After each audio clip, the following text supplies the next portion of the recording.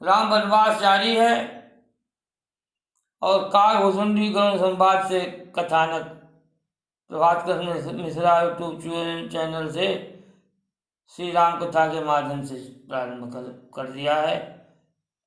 अभी तक कथानक बहुरी राम अभिषेक प्रसंगा पुण्य नृप वचन राजरसभंगा पुरवासिन कर विरा विषादा कह थे राम लक्ष्मण संवादा।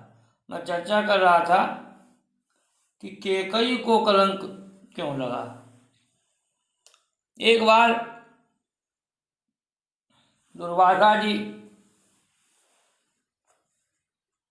कैके प्रदेश में गए,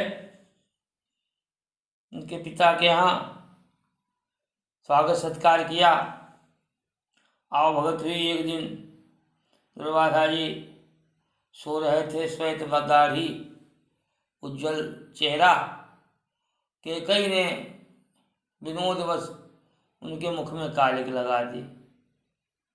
दुर्वासा जब जगे तो उन्होंने अपना चेहरा कालिक में पाया तो क्रोधवश श्राप दे देते हैं कि जिसने भी एक कालिक लगाई हो उसको कभी न छूटने वाला कलंक लगाएगा। तब तक कुंवारी केकई आती हैं, कहती हैं, हे मुनिवर, ये अपराध हम ही से हो गया, इतना भयंकर दंड आप हमको दे रहे हैं। राजा कहने लगे, राजा ने भी विनती की, हे प्रभु कोई निवारण करो। दुर्वासा कहते हैं कि हे राजन, तुम्हारी पुत्री को कलंक अवश्य में लगेगा, लेकिन इससे देवताओं का कार्य होगा और देवताओं के कार्य के निमित्त ही राम का वनवास होगा। और इस प्रकार से केकई का ये जो कलंक है ये शाप भी है और यश भी है, क्योंकि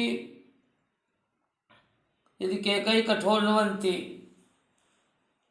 केकई को अगर एक कलंक का विष पीना पड़ता तो राम का कदाचित वनवास नहीं हो पाता, और वनवास न होने से राम के जन्म का अर्थ ही विपरीत हो जाता।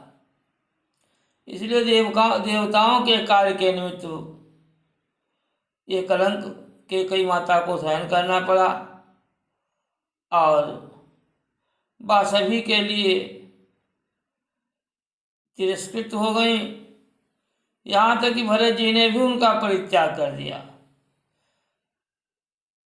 दरअसल राजनीति में जो घटनाएं सामने घटित होती हैं, इनके पीछे भगवान का कुछ विधान होता है और वह विधान किसी को कलंक देता है, किसी को यश देता है।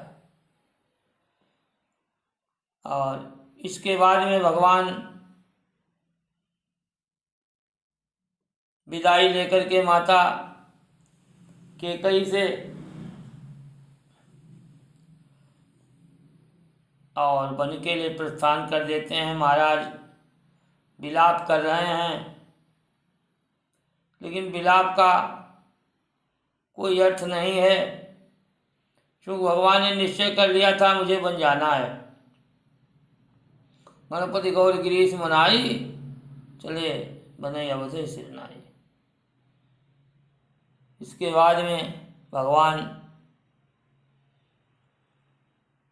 श्रृंगवेरपुर में रुकते हैं। पहली बात तो तमसा तट पे रुके, पूर्ववासी साथ में लग लेते थे। पूर्ववासियों को रात में ही छोड़ दिया, तमसा के तट पर आगे बढ़ते हैं। अगले दिन निषाद राज की सेवा स्वीकार करते हैं और प्रातःकाल सुमंत जी को वापस भेजते हैं।